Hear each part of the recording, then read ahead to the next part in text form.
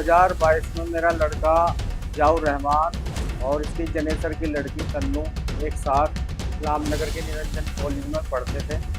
इनका आपस में बैठना उठना था, क्योंकि जब एक साथ पढ़ रहे थे इसी वजह से इनका बैठना उठना था, बोलना चालना था, फ़ोन पे भी बात बूत कर लेते थे। तन्नू ने यानी कि बुलवाया उसे, तन्नू पे दबाव बना के मेरे बेटे ज़ियाउर रहमान को घर बुलवाया। बुलवाने के बाद इन्होंने उसकी जो है मार पीट बहुत ज़्यादा की उसके साथ, यानी कि उसे जो है मरण अवस्था में छोड़ दिया। नमस्कार। अगर पुलिस आपको पकड़ लेती है और आपके ऊपर मुकदमा दर्ज कर देती है तो आपको बिल्कुल डरने और घबराने की जरूरत नहीं है। लेकिन अगर आपने अपराध किया है तो आप जिंदगी भर जेल की चक्की पीस सकते हैं। इस वीडियो में आखिर तक बने रहिएगा। हम आपको बताएंगे कि एक पिता को उसके बेटे की हत्या के 2 साल बाद कैसे इंसाफ मिला। अब पुलिस थाने कोर्ट कचहरियों के चक्कर काटने के बाद किसने एक पिता को इंसाफ दिया। ये जो मामला है ये सहारनपुर के इस्लाम नगर गांव का है, जहां ज़ियाउर रहमान हत्याकांड के आखिरकार 2 साल बाद सुप्रीम कोर्ट ने न्याय दे दिया। 2 साल पहले बेटे की हत्या के बाद चारों तरफ से निराशा हाथ लगी, लेकिन एक दिन वो भी आया जब शीर्ष अदालत ने इस मामले को ऑनर किलिंग का स्पष्ट मामला बता दिया और हाईकोर्ट और ट्रायल कोर्ट के आदेशों को भी खारिज कर दिया। सुप्रीम कोर्ट ने साफ कहा कि यह कोई साधारण झगड़ा नहीं है, एक सुनियोजित हत्या है। 2 साल पहले एक बेटे के साथ सनसनीखेज वारदात को अंजाम दिया गया था। उसका जुर्म इतना था कि वह हिंदू लड़की से प्यार कर बैठा था और एक समुदाय ने ज़ियाउर रहमान को पीट पीट कर मौत के घाट उतार दिया। 2022 में मेरा लड़का ज़ियाउर रहमान और इसकी जनेसर की लड़की तन्नू एक साथ इस्लामनगर के निरंजन कॉलेज में पढ़ते थे। कक्षा 12 उन्होंने एक ही साथ पास की।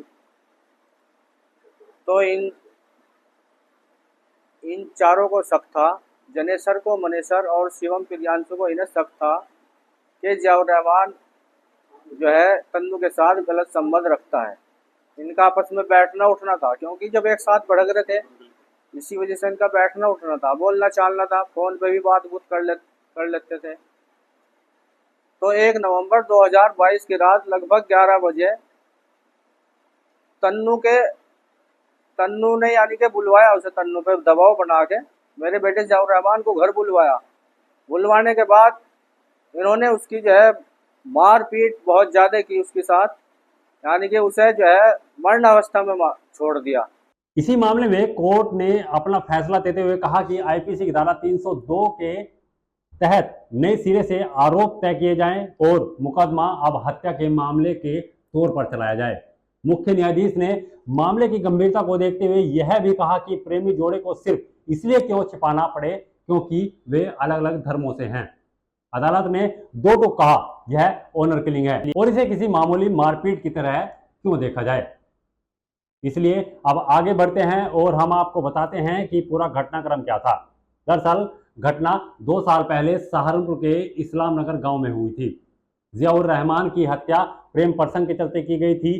पुलिस ने एफआईआर तो दर्ज कर ली थी, लेकिन उस एफआईआर के मुताबिक आरोपी भुरु उर्फ जनेश्वर, मानेश्वर सैनी, प्रियांशु और शिवम ने मिलकर ज़ियाउर को डंडों और मुक्कों से इतना पीटा कि उसकी मौत हो गई। पुलिस ने शुरुआत में इस मामले को धारा 304 यानी गैरयातन हत्या के तहत दर्ज कर लिया था, लेकिन ज़ियाउर रहमान के पिता अयूब अली ने हाईकोर्ट में याचिका दायर कर कहा कि ऑनर किलिंग का मामला है, मेरे बेटे ज़ियाउर रहमान की हत्या की गई। ज़ियाउर रहमान के पिता का यह भी आरोप था कि बेटे की गलती सिर्फ इतनी थी कि वह दूसरे धर्म की लड़की से प्रेम कर बैठा था। युवती के परिवार को जब इसका पता चला तो उन्होंने बेटे की बेरहमी से पीट पीट कर हत्या कर दी। अयूब अली जब मौके पर पहुंचे तो बेटा बेसुध जमीन पर पड़ा था और अपनी जिंदगी के लिए जंग लड़ रहा था।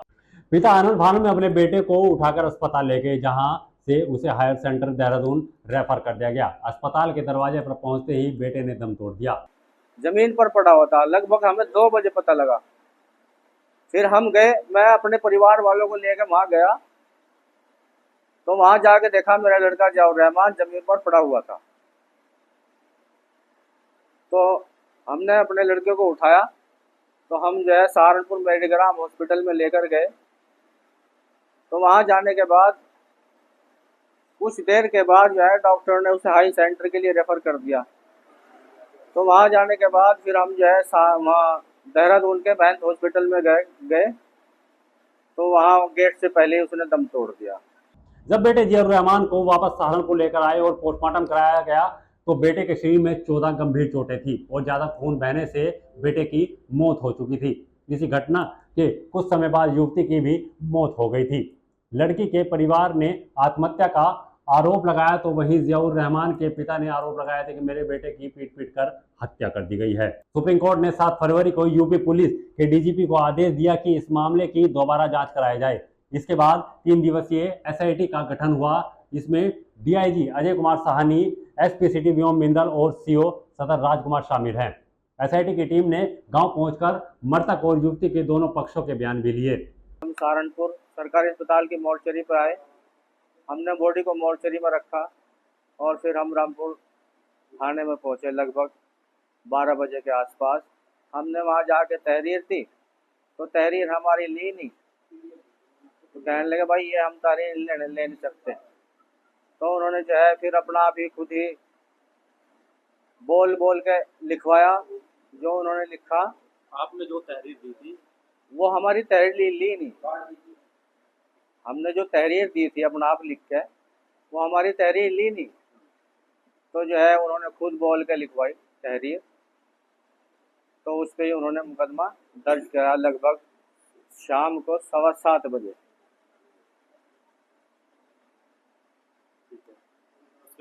उसके बाद फिर हमने जो है सहारनपुर डाल ली, कोर्ट से डाल ली, तो वहाँ भी हमें इंसाफ नहीं मिला।